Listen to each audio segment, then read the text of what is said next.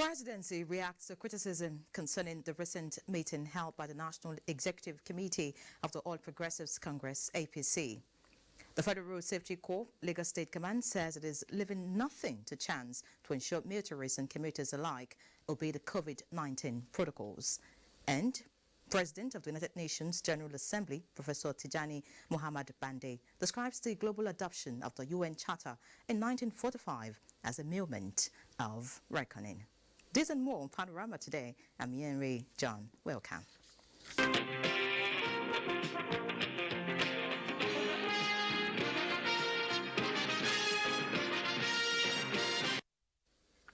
The presidency has reacted to criticism concerning the recent meeting held by the National Executive Committee of the All Progressives Congress, APC, alleging that President Muhammadu Buhari called a political meeting in the hallowed chamber of the Federal Executive Council.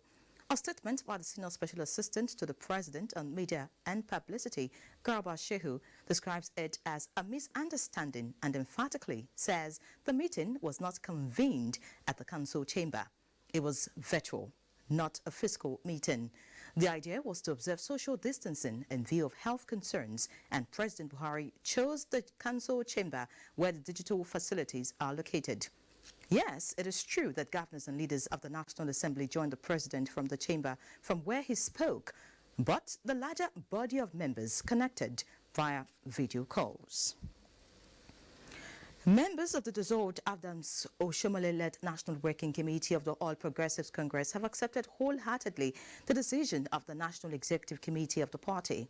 A statement jointly signed by the immediate past National Secretary and National Vice Chairman South-South of the APC, Waziri Bulama, and Hilad Ita said, as party men and stakeholders, they do not intend to sustain a group agitation against their party. They appreciated the intervention of the leader of the party, President Muhammadu Buhari, and expressed unalloyed loyalty to the party and the caretaker committee led by Maimala Buni, and assured all that they will not contest their authority, but instead work selflessly with the team in its peace and consensus building efforts within the party, especially during the party's electioneering efforts in the forthcoming Edo State gubernatorial election on September 19, 2020. President Muhammadu Buhari has congratulated Malawian opposition alliance leader Lazarus Chakwera for winning the country's presidential election rerun. The president says he looks forward to working with him for the advancement of peace, security and development of the entire continent.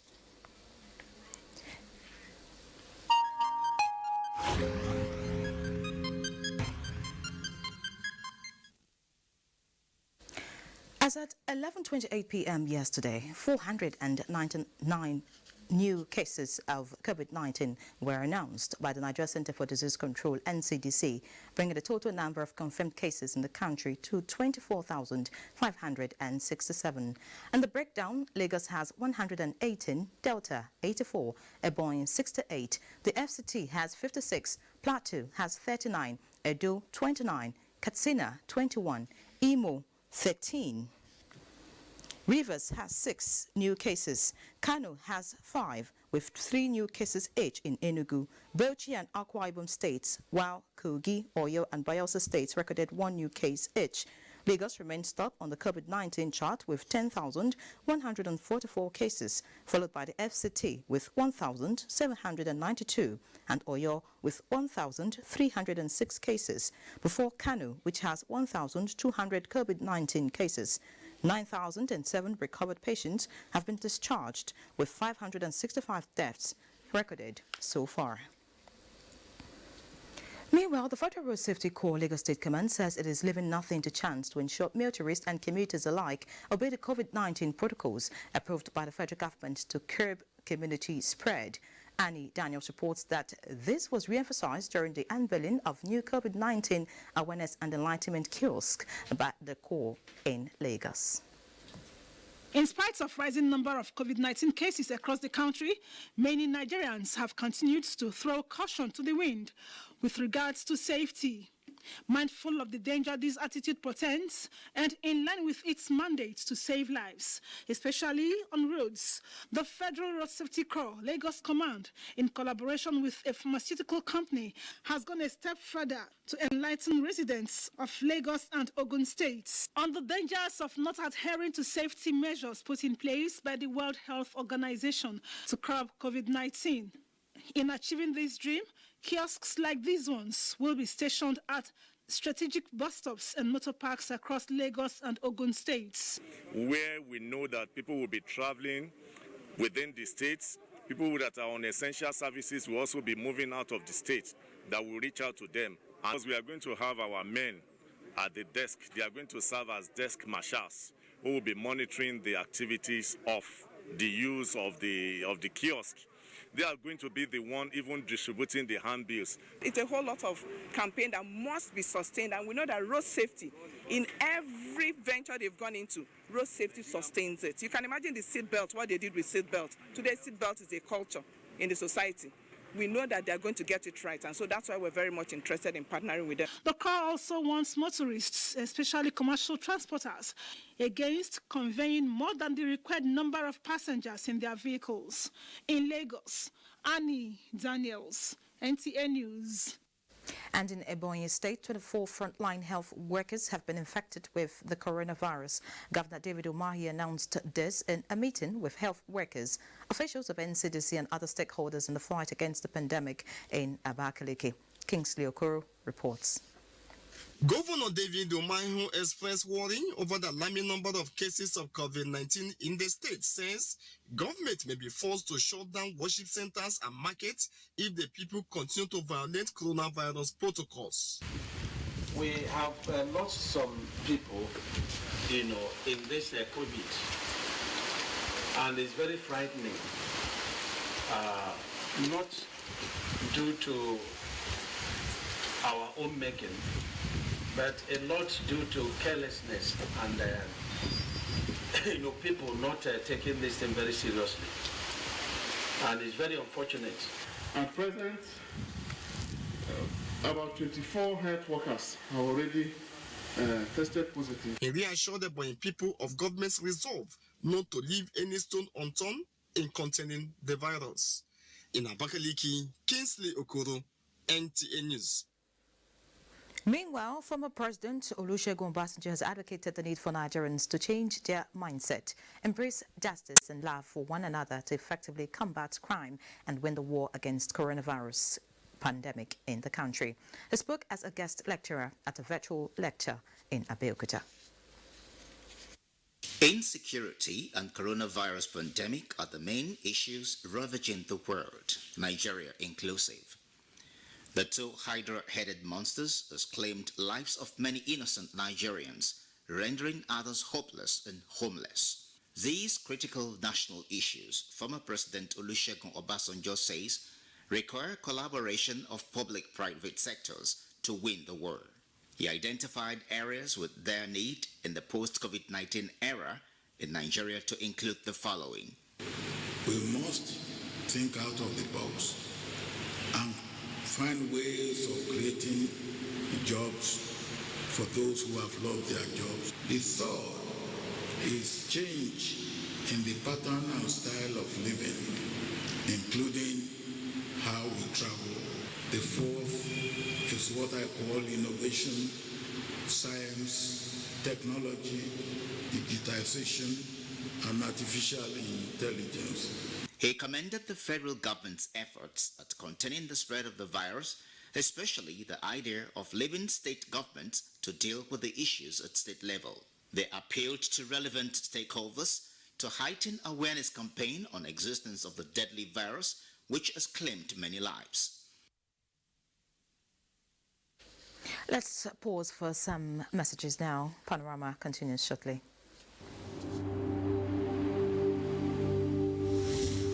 For now, the best and most efficient way to avoid getting infected is through regular hygienic and sanitary practices, as well as social distancing. As individuals, we remain the greatest weapon to fight this pandemic. By washing our hands regularly with clean water and soap, disinfecting frequently used surfaces and areas, coughing into a tissue or elbow, and strictly adhering to infection prevention control measures in health facilities, we can contain this virus.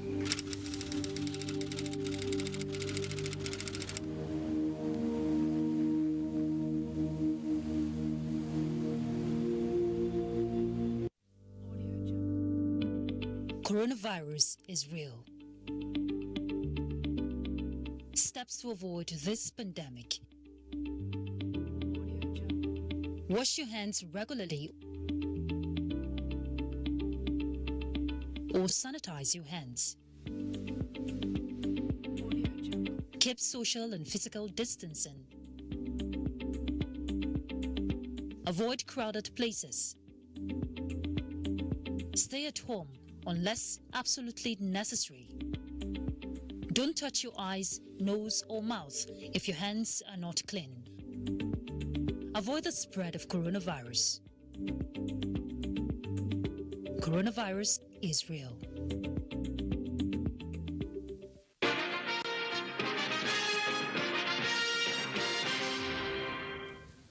Welcome back. The second Nigerian Prize for Leadership and Partners National Leadership Dialogue Series has called for value reorientation among citizens to help in the overall development of the country. Haman Jabani reports that the virtual dialogue had over 200 participants in attendance. The Nigerian Prize for Leadership and Partners National Leadership Dialogue is primarily to raise the consciousness on leadership as an important and fundamental matter, not just at the political level, but also at the economic, social, and cultural identity.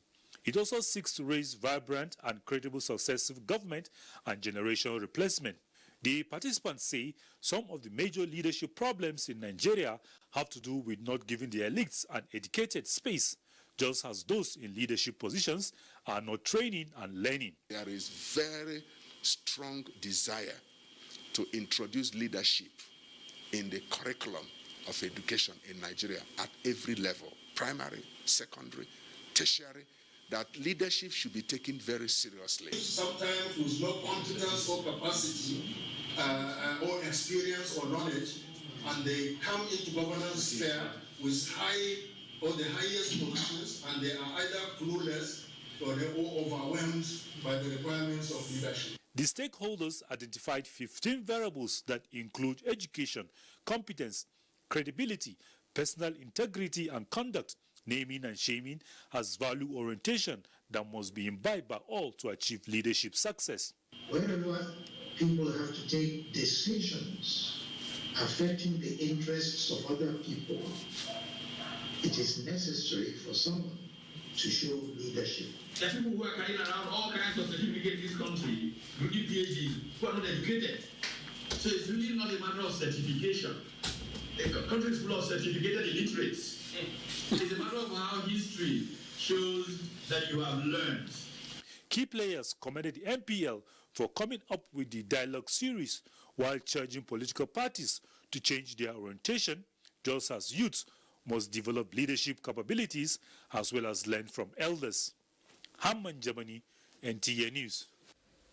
Sequel to the heavy and continuous rainfall, GBN has decided to put on hold the repair work on Kara Bridge along Lagos-Ibadan Expressway, hoping to resume Monday morning, 29th June 2020. And on security, the establishment of Army Forward Operation Base and 171 Battalion in Daura, Katsina State has fortified the area against emerging security threats. The Emir of Daura, Umar Farouk Umar, said this while receiving Chief of the Army Staff, Lieutenant General Tukur Buratai, on a courtesy visit to the Emirate. The royal father commended President Muhammadu Buhari for his political will to fight insecurity in the country and expressed confidence in the ability of the military to eradicate threats truncating socio-economic activities in the country. Defense correspondent Ismail Musa reports that the Army Chief was also at Batsari, where he assured residents of ongoing drive to end security challenges in the area. We are reinforcing the troops, all right? They will be here, and we are getting more equipment, and we are also gathering more, information, and we need their support to give us information on those criminals. Surely it will make a difference. Lieutenant General Buratai also interfaced with the Armed Forces Special Forces troops in Batsari, Katsina State. President of the United Nations General Assembly, Professor Tijani Muhammad Bande, has described the global adoption of the UN Charter in 1945 as a moment of reckoning. Professor Bande was speaking at a virtual ceremony to mark the 75th anniversary of the UN Charter. Adebola Brooksland Sunday has details. The Charter was adopted when the Second World War was in its final months. United Nations Secretary General Antonio Guterres said it is an anniversary of that milestone as global pressures are spiraling up. We need to reimagine multilateralism, give it teeth to function as the founders intended, and ensure that effective global governance is a reality when it is needed. UNGA President Professor Tijani Muhammad Bande encouraged the international community to drive onward by displaying heroism and solidarity in the fight against COVID-19. This is a time for action, ambition, and partnership. 3/4 of a century ago, skeptics doubted the resolve of the members of the United Nations. Cynicism did not prevail then, nor will it now. The UN chiefs say what the world needs now is solidarity and cooperation to help defeat coronavirus and build back economies in the spirit of one community. Adebola Brooksland Sunday, NTA News. Many thanks, Adebola. Let's take another break to stay.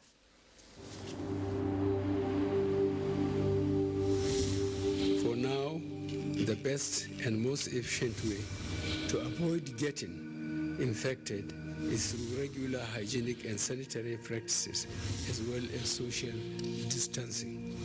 As individuals, we remain the greatest weapon to fight this pandemic. By washing our hands regularly with clean water and soap, disinfecting frequently used surfaces and areas, coughing into a tissue or elbow, and strictly adhering to infection prevention control measures in health facilities, we can contain this virus.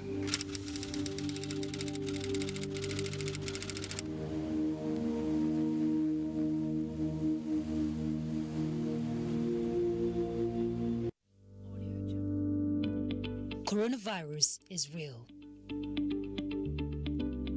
Steps to avoid this pandemic. Wash your hands regularly or sanitize your hands. Keep social and physical distancing. Avoid crowded places. Stay at home unless absolutely necessary. Don't touch your eyes, nose, or mouth if your hands are not clean. Avoid the spread of coronavirus. Coronavirus is real.